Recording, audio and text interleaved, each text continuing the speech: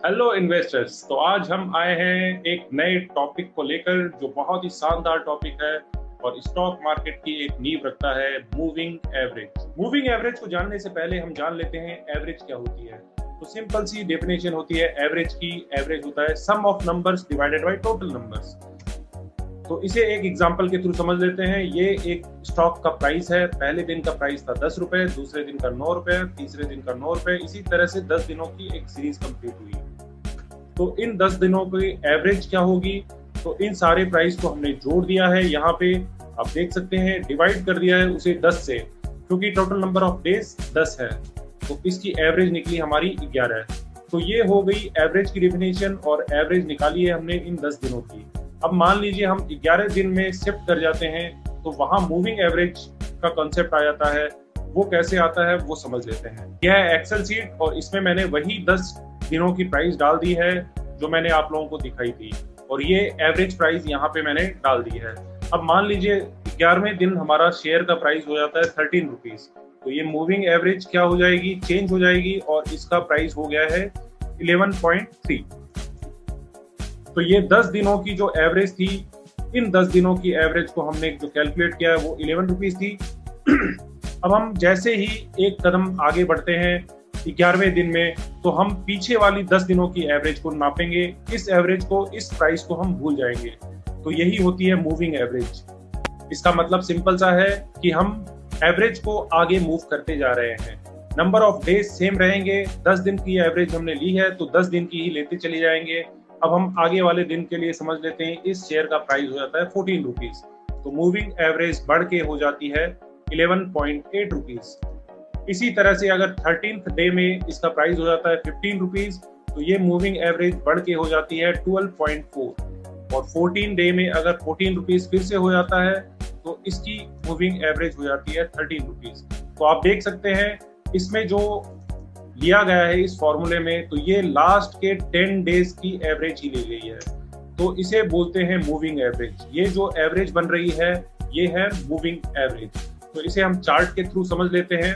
ये है SBI card का चार्ट और यहाँ पे ये कैंडल्स जो है वो दिखा रही है स्टॉक प्राइस की मूवमेंट को।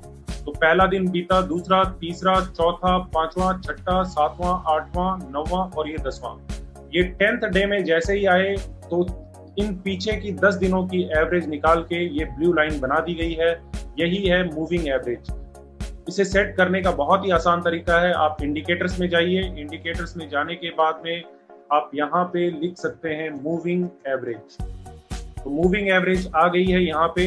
ये मूविंग एवरेज जैसे ही आप इंटर करेंगे, वहां पे आप इसकी सेटिंग में जाकर अपने हिसाब से आप उसकी लेंथ सेट कर सकते हैं। कितने दिन की मूविंग एवरेज चाहिए आपको 10 दिन की। लास्ट मैंने 10 दिन की मूविंग एवरेज, जैसा कि मैं बता रहा हूँ एग्जांपल के थ्रू, वही मैंने सेट किया है। और इसका सोर्स रहेगा क्लोजिंग प्राइस, मतलब शेयर जिस प्राइस पे क्लोज हो गया वही प्राइस हम उसे कंसीडर कर रहे हैं, वही हम देख रहे हैं। तो ये देखिए 10 दिनों का जो पहला प्राइस था वो यहाँ पे इस टिक में आ चुका है। और उसके बाद में क्या होगा? नेक्स्ट दिन ये शेयर नीचे गया, तो नेक्स्ट दिन ये मूविंग एवरेज इन लास्ट 10 दिनों की है। इस पहली कैंडल को ये भूल जाएगा और ये 10 दिन की कैंडल को खाली ध्यान रखेगा। तो इसका मूविंग एवरेज यहाँ पे आ गया। तो ये एवरेज मूव कर रही है। ये तो प्राइस मूवमेंट हो गई, रेड और ग्रीन कैंडल प्राइस की मूवमेंट हो गई। और ये जो ब्लू लाइन है वो एक सिंपल सी लाइन दिख रही है जो कि इस एवरेज को मिला के बनाई गई है। इसे ही हम कहते हैं मूविंग एवरेज। तो जैसे जैसे हम आगे बढ़ेंगे वैसे वैसे ये मूविंग एवरेज भी 10 दिनों की लास्ट की मूवमेंट को कैलकुलेट करते हुए आगे बढ़ती चली जाएगी। यहाँ प्राइस ऊपर बढ़ रहा है तो ये मूविंग एवरेज भी ऊपर आ रही है। जहाँ प्राइस नीचे जाएगा मूविंग एवरेज भी एक डिप लेती है या नीचे आती है। ये शेयर था एसबीआई कार्ड का और आप देख सकते हैं किस तरह से मूवमेंट इसमें आई है। ये अपसाइड मूवमेंट आई है तो प्राइस के साथ साथ ये मूविंग एवरेज भी ऊपर की तरफ चल पड़ी है। मूविंग एवरेज में सिर्फ दो ही एवरेजेस को कंसीडर किया जाता है। एक है सिंपल मूविंग एवरेज और दूसरी है exponential moving average. Simple moving average simple सी मूविंग एवरेज है जो लास्ट 10 दिनों की वेटेज को कंसीडर करके बनाई जाती है, या लास्ट जितने भी टाइम पीरियड को आप सेट करेंगे उस टाइम पीरियड को कंसीडर करके बनाई गई है।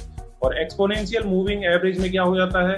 लास्ट 10 दिन या जितने दिन की आप सेटअप करेंगे, यहाँ हम 10 दिन की बात कर रहे हैं तो सिर्फ 10 दिन की बात कर लेते हैं। तो लास्ट 10 दिनों में से जो पहले की प्राइस थी उसे हम भूल जाएंगे और जो नेक्स्ट वाली, जो लास्ट वाली जो प्राइसेस आती है उसे ज्यादा कंसीडर किया जाता है। देख लेते हैं चार्ट के थ्रू इसे। यह है एसबीआई का चार्ट और यहाँ पे मैंने 10 दिन की एक्सपोनेंशियल मूविंग एवरेज लगाई हुई है और ये किस तरह से मूव कर रही है वो हम देख पा रहे हैं। अभी मैं एक सिंपल मूविंग एवरेज लगा के दिखा देता हूं आप लोगों को।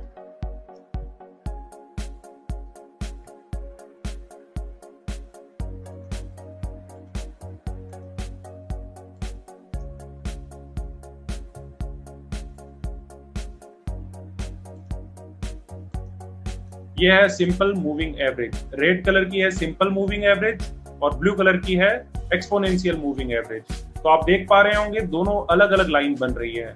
एक्सपोनेंशियल में लास्ट के जो प्राइस होते हैं उसे ज्यादा कंसीडर किया जाता है और सिंपल में सारे के सारे प्राइस को सेम कंसीडर या सेम वेटेज दिया जाता है। तो स्टॉक मार्केट की दुनिया में अगर आप काम करना चाहते हैं या काम कर रहे हैं तो एक्सपोनेंशियल मूविंग एवरेज को ज्यादा वेटेज दिया जाता है।